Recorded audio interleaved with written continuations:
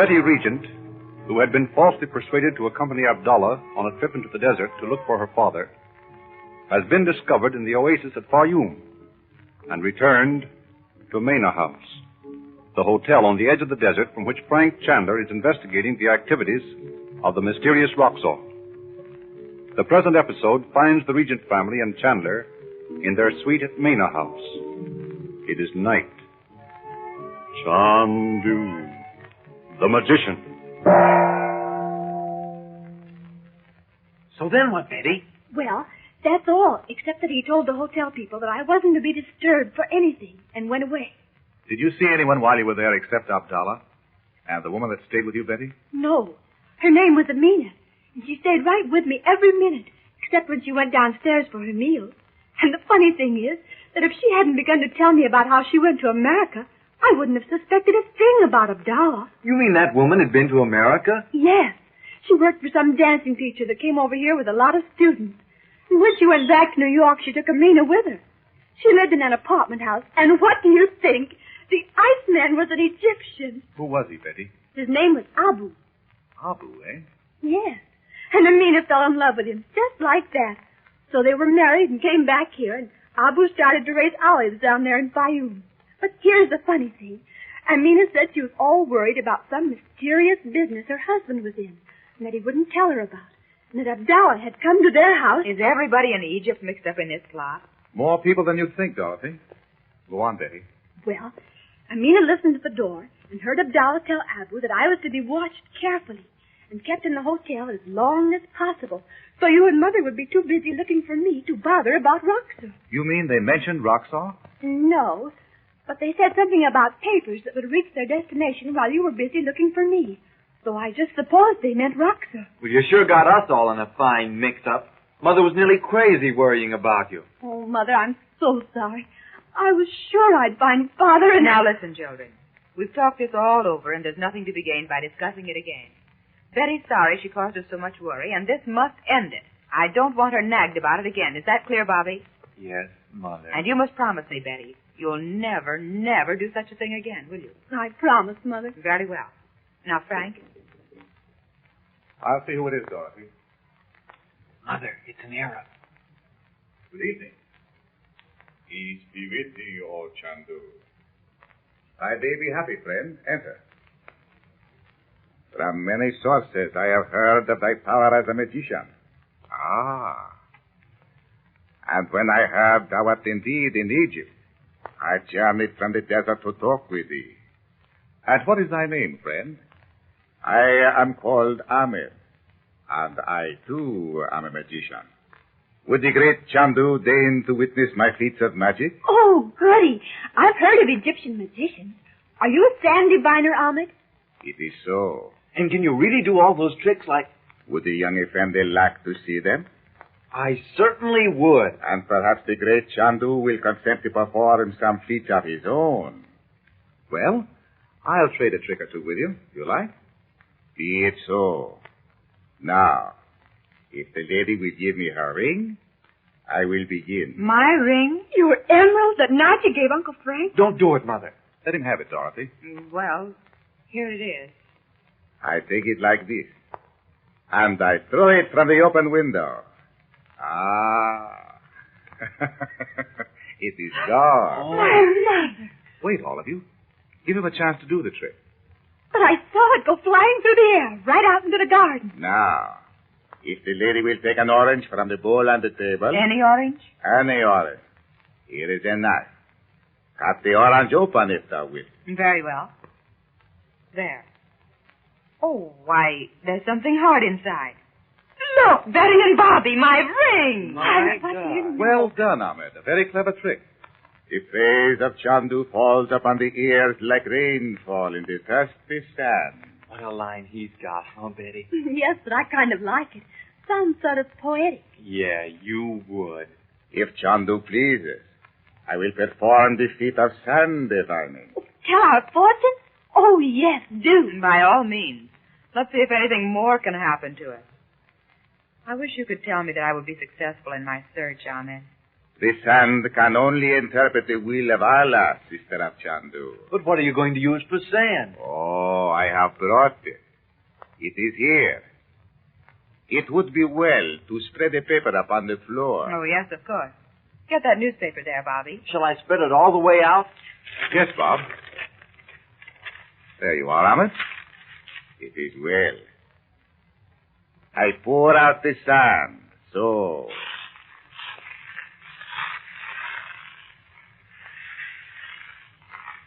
And now I seat myself on the floor beside it. Who will be first? You, Mother. You're the most important. Yes, Dorothy, you first. What shall I do, Ahmed? Nothing. Only be quiet while I draw in the sand the mystic symbols. So, the crescent of Islam, the rising sun, the blossom of the lotus. The blossom of the lotus. What do you see, Ahmed? I see that thou hast come from far away, from across blue waters and high mountains. Isn't he marvelous? I see a house near the sea. There the sun shines as in Egypt. It is quiet now. It is empty. He must mean our house in Beverly Hills. It is empty for two reasons. First, because those who live in it are far away. Second, because a precious secret has been taken from it. Frank, why, this is uncanny. Under the ground in this house is a deep room, guarded by the figure of a god. Dost thou understand this? Indeed, I do. But can you tell me whether I am to be successful in finding the one I seek in Egypt? I cannot see it clearly. Sometimes the sand will not give up its secret, because the omens are not good. Oh. I see thee going into far countries, seeking. But the end of thy search is concealed from me. Isn't that the limit? Say, you talk as though you believed all that stuff. Well, you heard him describe our house. What about that? Yeah, I know, but maybe he reads Mother's mind, telepathy or something. All right, if you want to be cynical about it. It's a good line, I suppose. Oh, it is not a line. All you think of is... Children, hush. Is that all you have to tell me, Ahmed? Sister of Chandu, that is all. Do I next, will you, Ahmed? If Chandu pleases. Why, yes, Ahmed. Go ahead. I smooth the sand and make again the mystic symbol. The crescent of Islam, the rising sun, the blossom of the lotus. Why do you add the lotus blossom, Ahmed? I think the great Chandu know the answer to his own question. Oh, yes. I'll tell you what, Betty. Let Ahmed tell your fortune, and then I'll have mine told alone. You mean you want us all to go out of the room? Oh, no fair, Uncle Frank. If he tells you anything romantic about the princess, I want to hear it. If he tells me anything romantic, I promise you I'll tell you every word. How's that? I suppose it'll have to do. You mustn't think I'm curious, Uncle Frank. Oh, no, not at all. Well, I like that. Go ahead, Ahmed. Don't pay any attention to them. Thou art one of the fortunate ones of earth. Thou art cherished by those who love thee well. Thy sky is cloudless. Thy days are fair. Well, that's nice. Not very exciting. But in the days to come, thou must beware. Put not thy trust in those thou knowest not. That's good advice, anyway. Thou art fair in the eyes of one who sought to do thy people harm. Who does he mean? He must mean Abdallah. What does he mean about you being fair in his eyes? Why, Do you mean that egg dared to make love to you? Well, once when Amina was out of the room, he did start to tell me he thought I was beautiful and all that. But what of it?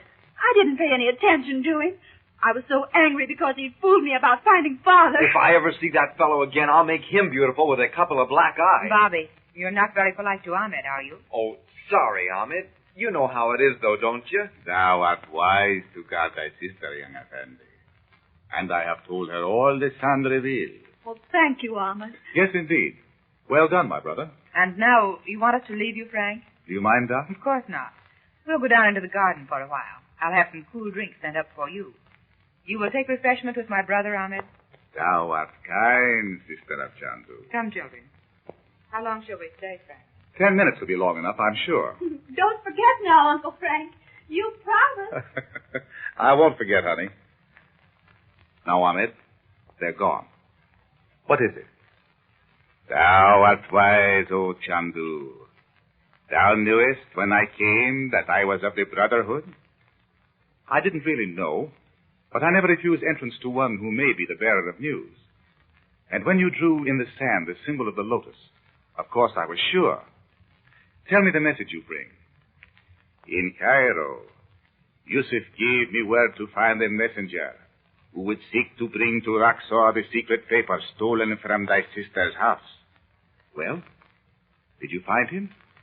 If Roxor had not been in Egypt, I would have failed. But in Alexandria I found him. Who? Roxor? Oh, you mean the messenger. Good. What then? Though he is a Mussulman, I found him drinking wine.